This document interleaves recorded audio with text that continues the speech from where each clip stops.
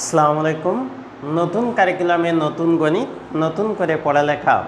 অনেক কিছু কঠিন মনে হতে পারে, অনেক কিছু অজানা মনে হতে পারে কি করব কি করব না। সকল সমস্যার সমাধানে ম্যাথ মাস্টার স্পেশাল ব্যাচ সবসময় বদ্ধপরিকর। নতুন কারিকুলামে প্রতিটি অধ্যায়ের প্রাথমিকভাবে বেসিক ধারণার জন্য যে বিষয়গুলো বলা দরকার, যে টপিকগুলো আলোচনা করা দরকার, যেভাবে উপস্থাপন করলে তোমরা খুব সহজে প্রতিটি বিষয় বুঝতে পারো, সে বিষয়টি নিয়ে কাজ করে যাচ্ছি। তোমরা যদি প্রতিটি ভিডিও মনোযোগ সহকারে দেখো, সেগুলো খাতায় নোট করে নাও এবং বারবার অনুশীলন করো, তাহলে অবশ্যই তুমি ভালো রেজাল্ট করবে ইনশাল্লাহ।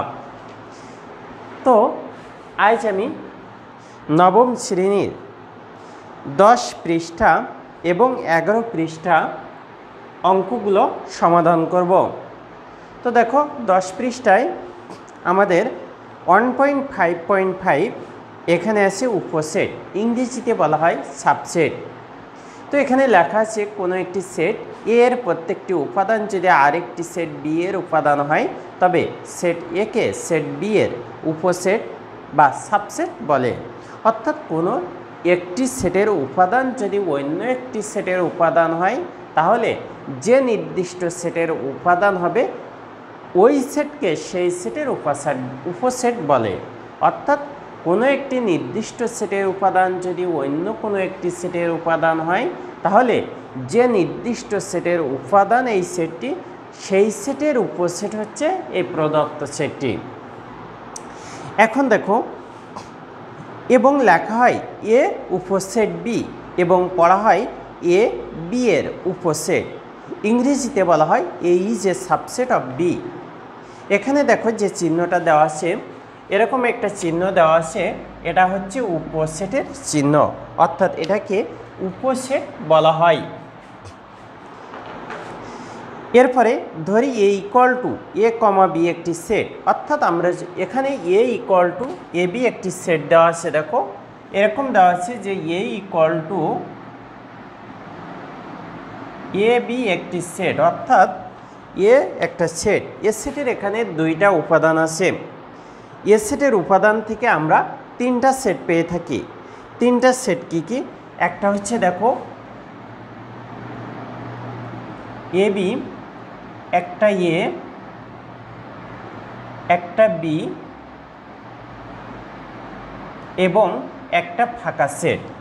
অর্থাৎ এই সেট থেকে আমরা চারটা উপসেট পেয়ে থাকি। এখানে একটা হচ্ছে যে কোনো সেট হচ্ছে সেই সেটের উপসেট, অর্থাৎ এ বি হচ্ছে এ বি সেটের উপসেট, অর্থাৎ এ বি এ সেটের উপসেট, এ সেটের উপসেট, বি এ সেটের উপসেট এবং ফাঁকা সেট হচ্ছে এ সেটের উপসেট।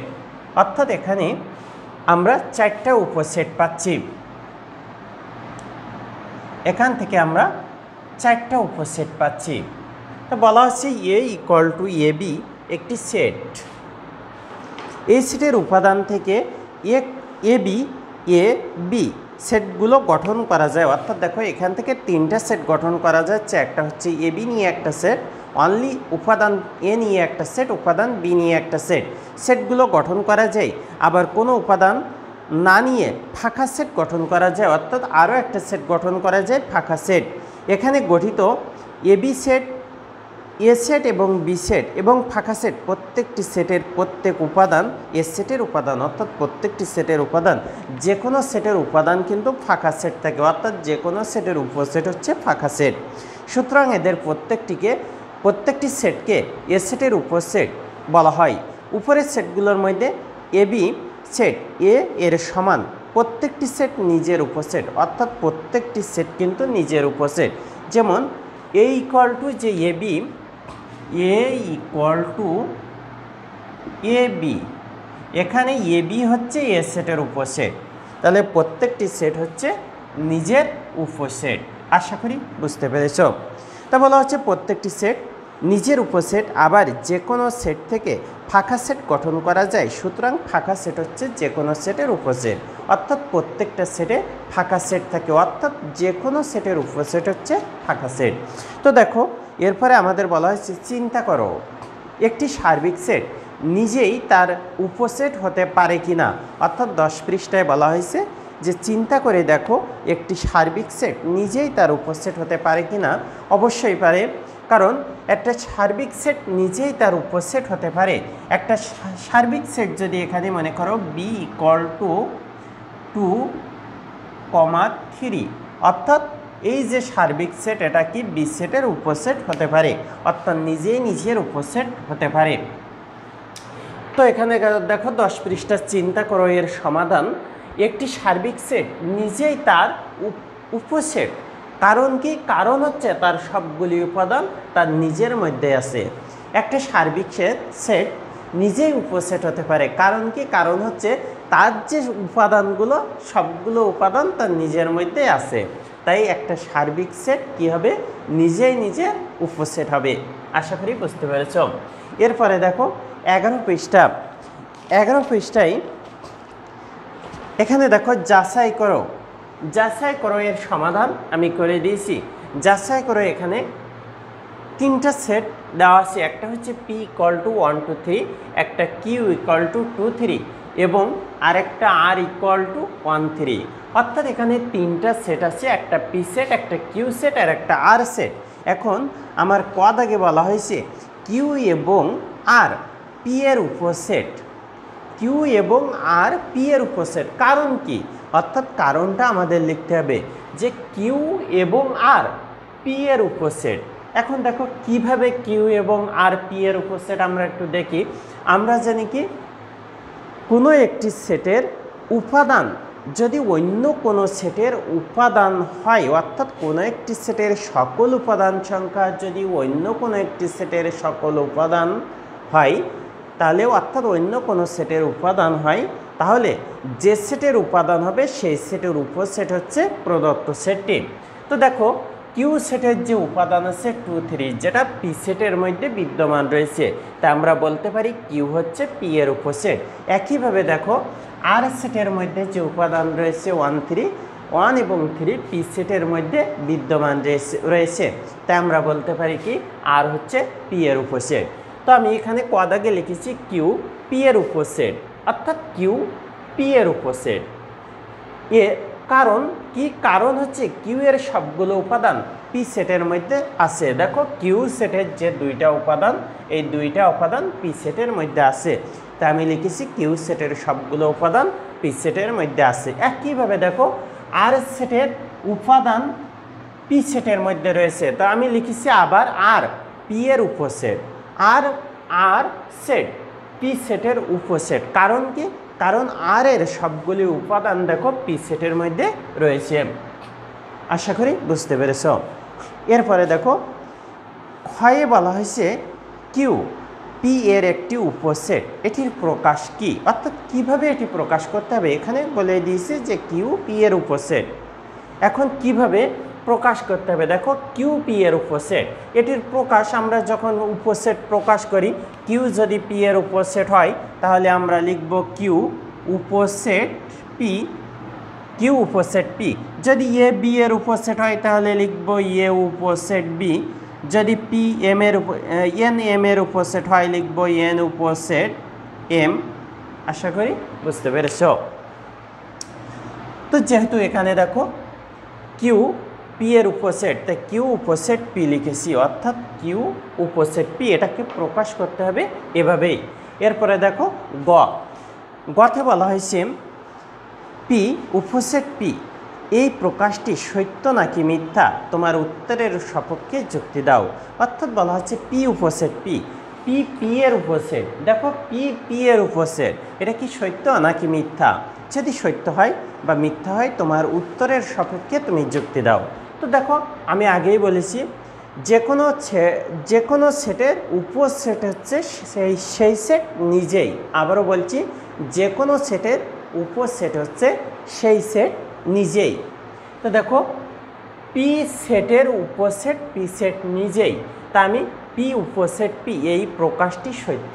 কেন সত্য, কারণ পি সেট পি পি এর উপসেট, অর্থাৎ নিজেই নিজের উপসেট, তাই পি উপসেট পি এই প্রকাশটি সত্য। কারণ পি ইকুয়াল টু 1 2 3 সেটটির ক্ষেত্রে 1 2 3 এলিমেন্ট পি, অর্থাৎ 1 2 এবং 3 হচ্ছে পি এর উপাদান, অর্থাৎ একটি সেটের সবগুলি উপাদান তার নিজের মধ্যে অবশ্যই বিদ্যমান, তাই একটি সেট নিজেই নিজের উপসেট। অর্থাৎ একটি সেটের যে উপাদানগুলো থাকার কথা সেই উপাদানগুলো নিজের মধ্যে বিদ্যমান রয়েছে, তাই সেই সেটটি নিজেই নিজের উপসেট। যেহেতু পি সেটের সবগুলো উপাদান পি সেটের মধ্যে বিদ্যমান রয়েছে, তাই পি নিজেই নিজের উপসেট। আশা করি বুঝতে পেরেছ।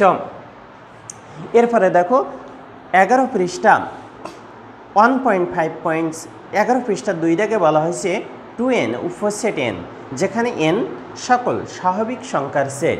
2n উপসেট n, যেখানে n সকল স্বাভাবিক সংখ্যার সেট। তো 2 দাগে আমি যেটা দেওয়া ছিল সেটা লিখেছি 2n উপসেট n, যেখানে n সকল স্বাভাবিক সংখ্যার সেট। এখন আমরা জানি সকল স্বাভাবিক সংখ্যার সেট n ইকুয়াল টু, যেহেতু স্বাভাবিক সংখ্যার সেটকে n দ্বারা প্রকাশ করা হয়, তা আমরা জানি সকল স্বাভাবিক সংখ্যার সেট n ইকুয়াল টু এত এত।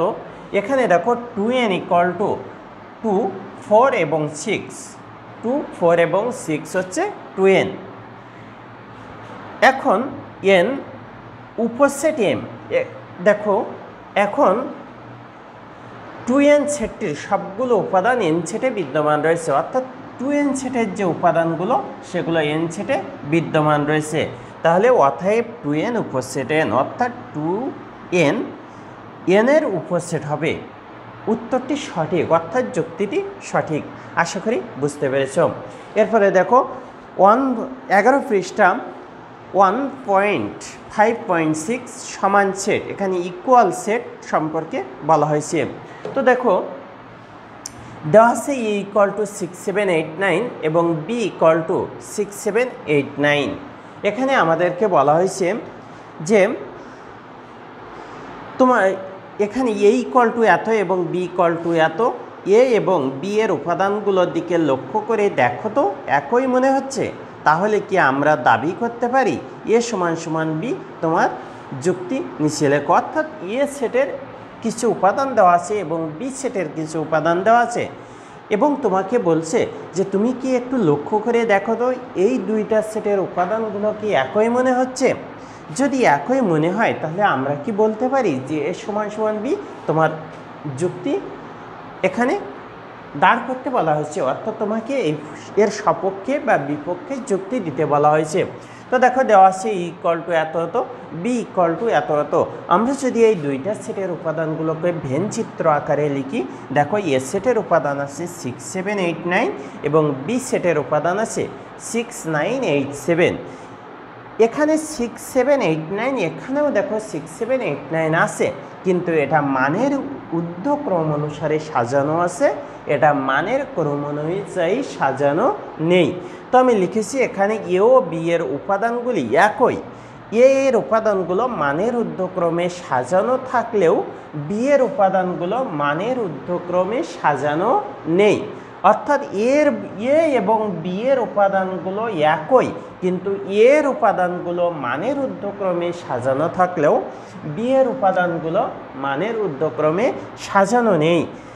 এ এবং বি এর উপাদানগুলো একই থাকায় আমরা বলতে পারি যে এ সমান সমান বি সঠিক। এরপরে দেখো আশা করি বুঝতে পেরেছ। এরপরে আমাদের মাথা খাটাও। এখানে দেওয়া হয়েছে এ উপসেট বি এবং বি উপসেট এ। বলা হয়েছে যে নিচের দাবিগুলো সত্য কিনা চিন্তা করে যুক্তিসহ বলো। অর্থাৎ এখানে দাবিগুলো সত্য কিনা চিন্তা করে যুক্তিসহ আমাদের বলতে হবে। এখন দেখো মাথা খাটাও এর সমাধান। এ উপসেট বি, এখানে এ উপসেট বি দাবিটি সত্য। কেন সত্য? কারণ দেখো এখানে বলা হচ্ছে যে এ হচ্ছে বি সেটের উপসেট। এখন আমরা যদি এ সেটের উপাদানগুলো দেখি, সেক্ষেত্রে এ সেটের সবগুলো উপাদান বি সেটের মধ্যে বিদ্যমান রয়েছে, সেক্ষেত্রে আমরা বলতে পারি এ সেট বি সেটের উপসেট। তা আমি লিখেছি এ উপসেট বি দাবিটি সত্য, কারণ এ সেটের সবগুলো উপাদান বি সেটে আছে, অতএব এ উপসেট বি, অর্থাৎ এ সেট বি সেটের উপসেট। এখন আসো বলা হয়েছে যে বি উপসেটে দেখো বি উপসেট এ, এটাও সত্য। কেন সত্য? কারণ বি সেটের যে উপাদানগুলো সেগুলো এ সেটের মধ্যে বিদ্যমান রয়েছে, অর্থাৎ বি সেটের সকল উপাদান এ সেটের মধ্যে বিদ্যমান রয়েছে। সেক্ষেত্রে আমি বলতে পারি বি উপসেট এ দাবিটি সত্য, কারণ বি সেটের সবগুলো উপাদান এ সেটে আছে। অতএব বি উপসেট এ, অর্থাৎ বি সেট এ সেটের উপসেট। আশা করি বুঝতে পেরেছ। তো দেখা হবে পরবর্তী ক্লাসে পরবর্তী অঙ্ক নিয়ে। সবাই ভালো থেকো, ধন্যবাদ।